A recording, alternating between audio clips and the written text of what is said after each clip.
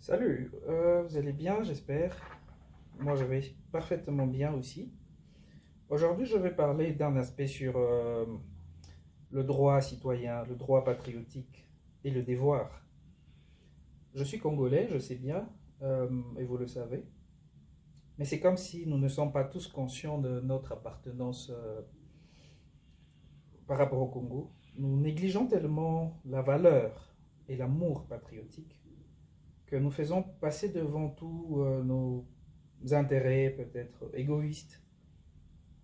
Mais nous ne savons pas réfléchir ensemble d'une manière rationnelle sur le développement du pays.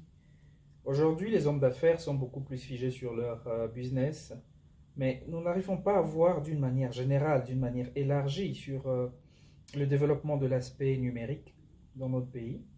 Et le numérique, c'est un domaine qui facilite certainement l'État, le gouvernement sur l'aspect de la sensibilisation, du recensement, des suivis, voilà, de nouvelles créations, de nouvelles intelligences, voilà.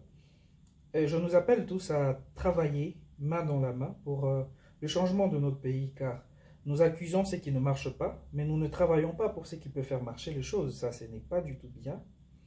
Et j'appelle à l'amour patriotique, j'appelle à l'unité, j'appelle au développement, au patriotisme pur. Voilà, donc tout ce qui passe à Kinshasa présentement par rapport à l'opposition, on sait que ce ne sont que des mascarades, on sait que ce ne sont que des comédies que l'opposition est en train de faire, car c'est une fausse opposition déjà, qui ne défendent pas de vraies valeurs, qui ne défendent pas les vraies causes en fait. Donc essayons de ne pas perdre notre temps à se dire des choses qui ne font pas de sens, mais travaillons pour le changement du pays.